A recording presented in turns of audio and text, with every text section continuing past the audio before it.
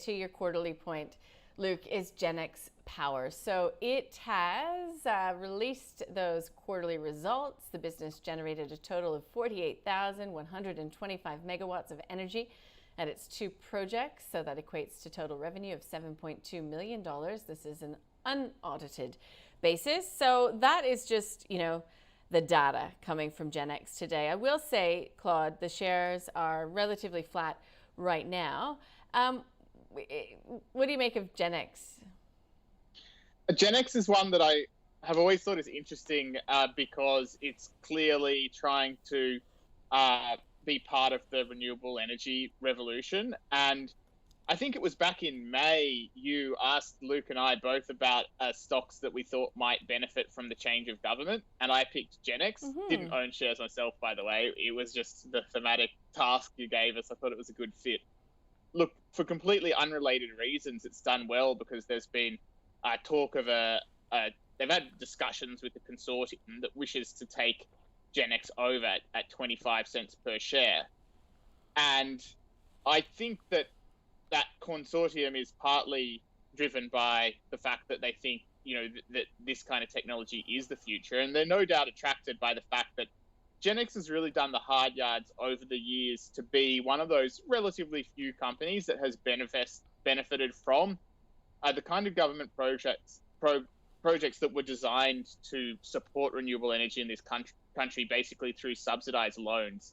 And that's a pretty reasonable way to go ahead and try to get these projects up and running. And if you buy shares at the right price, you do some long-range forecasts, and you could definitely imagine this being a decent business overall. However, the reason that I haven't dabbled in it myself, despite the fact I love the thematics, is basically because, look, you can see from its quarterly cash flow, it had positive operating cash flow, which is great, good to see, and does hint at the viability of their business in the future. But at the moment, they're very much in the expansion phase.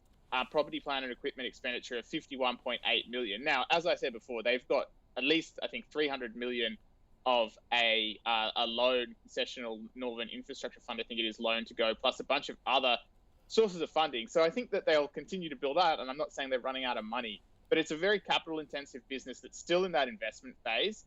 So that makes it quite a lot riskier to invest in, and obviously there can be cost blowouts, there can be all sorts of ups and downs during this process. So it's definitely, if it all works out, there's definite potential upside there.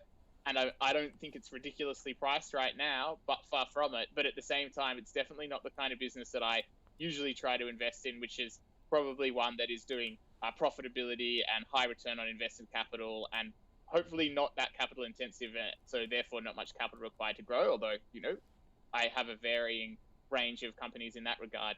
So overall, like the company itself, like its mission, don't think it's overly priced, obviously, in any way, but also it's just not the kind of easy business. It's a hard business. So I am a bit skeptical of it for that reason. So that is a no-go for you. Do you see it any different? More probably just a hold. Like, I wouldn't, if I owned shares in this, I wouldn't be feeling, oh no, things are going really badly right now. But I think that there are signs that it's a decent company for sure, and you have to be a bit sensitive to that price. I'd probably, if I did invest in it, I'd probably treat it more as a trading stock though. Got it. Thank you. What do you think, Luke? I agree with a lot of that, Nadine. I think Claude's point to the potential takeover coming in after Genex has done the hard yards, I think that's spot on. I mean, you look at that 5-year share price that you flashed up before, it hasn't been a great ride for investors. And these guys have been trying to build some infrastructure assets. But of course, the beauty of those infrastructure assets is that once you're through that really heavy capex phase of the initial construction, they do usually spit off some pretty good free cash flow. And you're starting to see that, as Claude alluded to, some decent operating cash flow, which mainly comes from their solar project up in Queensland. And then all that capex is trying to build a hydro project alongside it. So, if you're a holder, and the board initially rejected the consortium's approach, it does feel very opportunistic of someone trying to come in and sort of poach this company after they've done those hard yards. You probably want to continue to hold Genex if you've been there for a while, because they do look to be not so much turning that corner into free cash, as Claude alluded to, that the capex is likely to continue for at least a couple of years until the hydro project comes online in late 2024. But at least, they're proving the viability of some of the stuff they're doing, made an acquisition, and obviously in that right space. Claude sort of said a lot of their funding comes from government sources that are looking to fund projects like these. So I'd hold it as well. You've got the safety net, I guess, of people are sniffing around this business. Only one consortium's approached them so far, but you just have to look at Sydney Airport, Atlas Arteria, these sort of pension funds and large sticky money. They're looking for these sorts of infrastructure assets. And GenX is still scaling up. They're not completely at that stage yet, but it's certainly an asset that would interest a lot of these sort of parties. I think you've got that safety net there. If you've held it for a while, continue to hold. The debt's always kept me away as well, so that's why I couldn't say a buy. A lot of debt there. I'd like to see them sort of manage that a bit more, but I understand why they have it. It's an infrastructure asset, so hold for me. Got it. Thanks, guys.